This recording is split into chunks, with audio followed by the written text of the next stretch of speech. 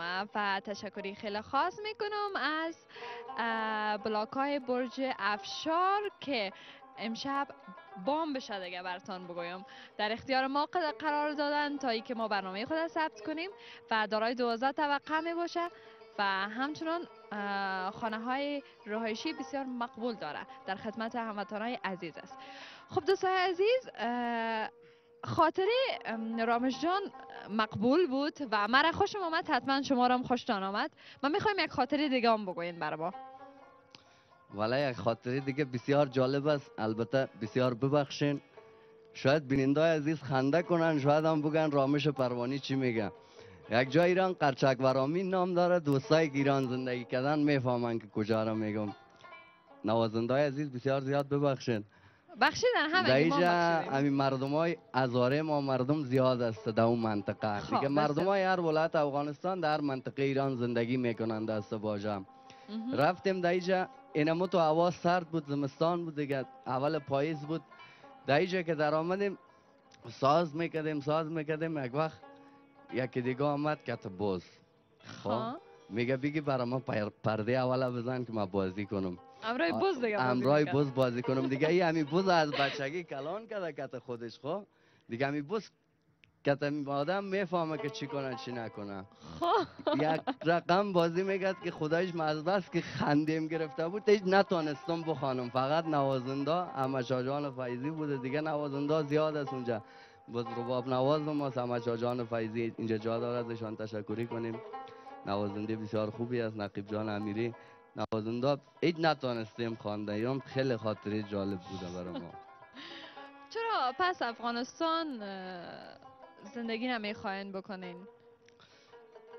ولی ما آمدم اینجا که یک دفتر موسیقی جور کنم دیگه. وقتی امنیت کشور را دیدم، بیکاری را دیدم که در کشور امنیت نیست، پیر جوان از وطن در فرار است، خرج داره، زندگی مخارج داره. باز ما مجبور شدم اینمی فردا پنجشنبه ساعت 6 دیگر پرواز دارم به دبی، از دبی به تهران.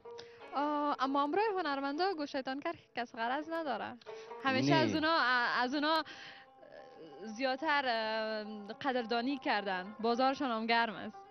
ولی دولت ایران دولت خوبی است، جا داره از دولت مرداش تشکری کنیم. شبای شده که در اونجا ما مدرک قانونی هم نداشتیم خب، ولی 2 بجه شب 3 بجه شب همو پلیس شخصی شام اگه ما را گرفتم، کارت هنرمندی ما را که نشان دادیم ارزش قائل شده، پیش روی ما را آزاد کرده، گفته خوش آمدید. خب خیر قدر تعریف نکنین، ما میفهمیم تعریفایش، دوستان خبر دارن. خب خبر داریم، ما هم واقعیت برات میگم، دروغ نمیگم. اگه دروغ بگم در اونجا دوستا بیرون هم ششتین خب، فردا هم که تهران میرم از اونجا دیگه یخن مرا میگیرن که تو چرا دروغ گفتی. چیزی هست که واقعیت داره، چشم دیدیم. بسیار خوب، تشکر، زنده باشین.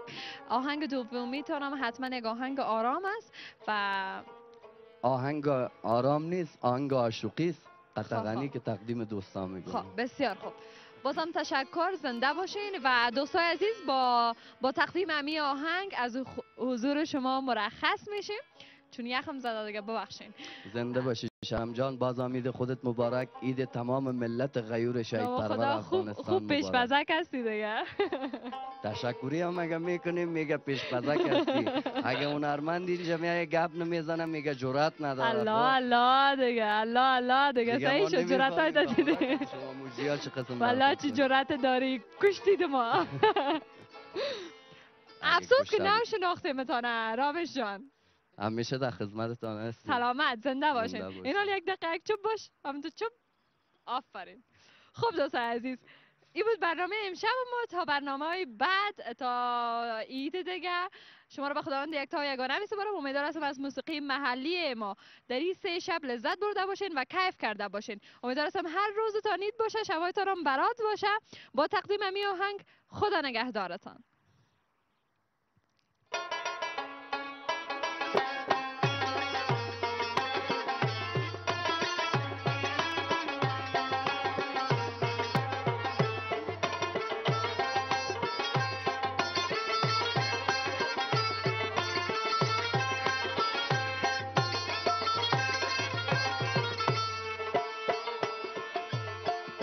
خدا جالی ملف فروقت نداره، خودم عاشق دل دلم طاقت نداره، خودم عاشق با لیلایم لایقی حرکت نداره، همه گردن خود یا خود مرجان کردی، شاره چراغان کردی، شاره چراغان کردی، رامش دل خسته را کباب و بریان کردی، شاره چراغان کردی، شاره چراغان کردی.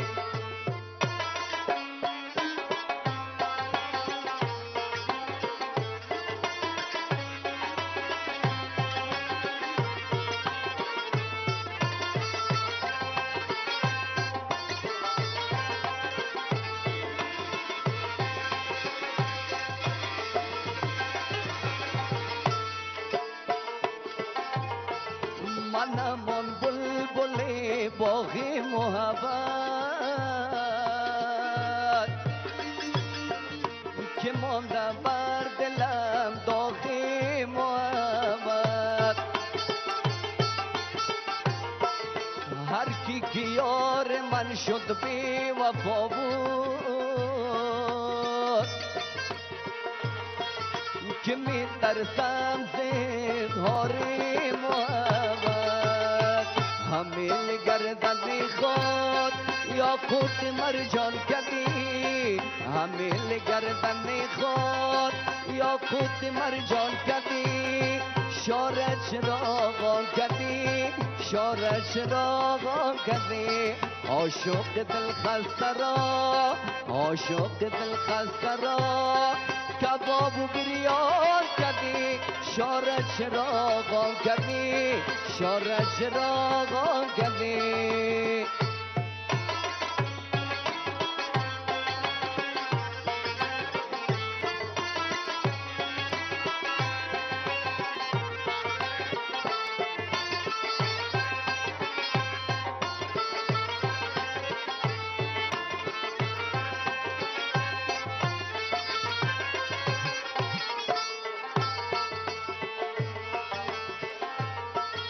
خداوندا نه سر دارم نه سامان، چو موی موشان هستم پریشان، چنان از زندگی سر خوردم من که دیگر آمده بر لب مرا هم سر سر و قدر در نیستان اشک